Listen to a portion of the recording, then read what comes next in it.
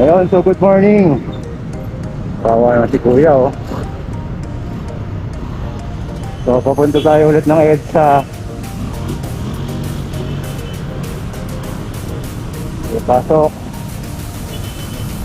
May, ano yan, 20?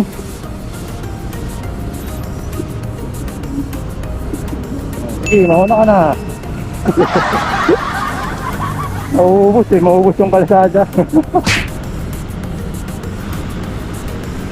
So yan, wala pa naman pong announcement, pero titingnan po natin kung anong mangyayari pagdating natin sa EDSA. Yes!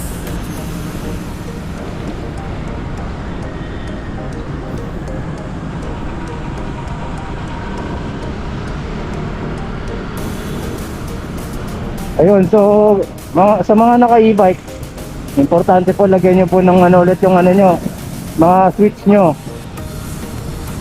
ng mga WD-40 ng mga langis, no? Kasi pagka naulan, talagang pag nabasa yan, pwede magkaroon ng ano yan, ng konting malfunction.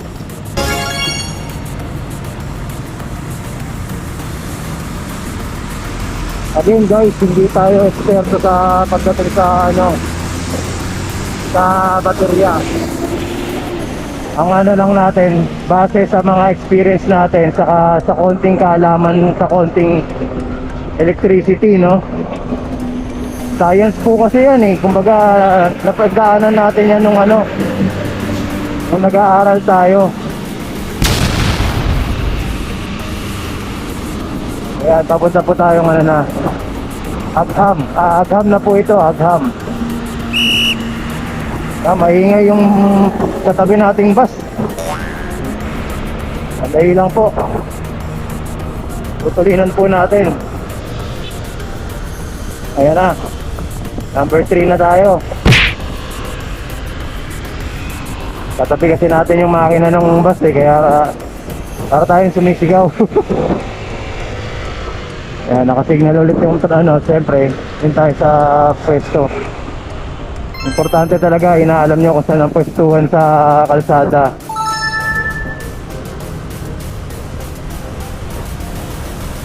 Tignan nyo to, hindi naman pala kakanan. Diba? Yan ang problema sa atin eh, yung ano, yung pumipilit ka agad para makauna. Kaya mahaba yung buntot eh. Dapat yan eh, nahatak yung buntot eh. So May 20, 2024. Ito na po yung ano, lagpas na po ng 1 month ang ating ano, ang sinasabi na palugit.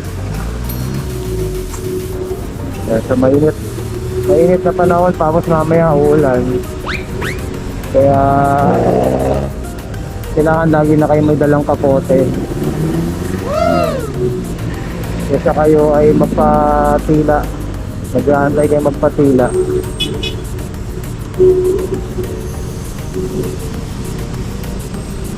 Yun, naalala ko lang si Mr. Gerald Lo, Gerard Lo. Ayan, shout out sa'yo boss, maraming salamat sa pagsubaybay.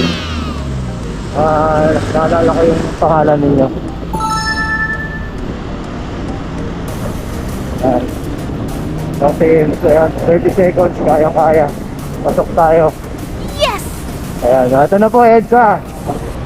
So, pakaliwa na po tayo na pa southbound. Ayan, may double mic. Ayan, wala na natin. Ayan.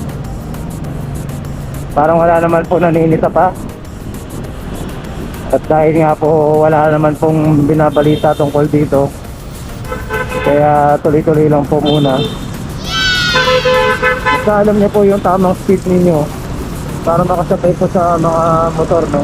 Baka naman ay kuya. Ayun. So yung NMAX gusto pa makipagunaan sa atin. Ano niyo po, oh? Ayaw yung umano, kumataw ng konti.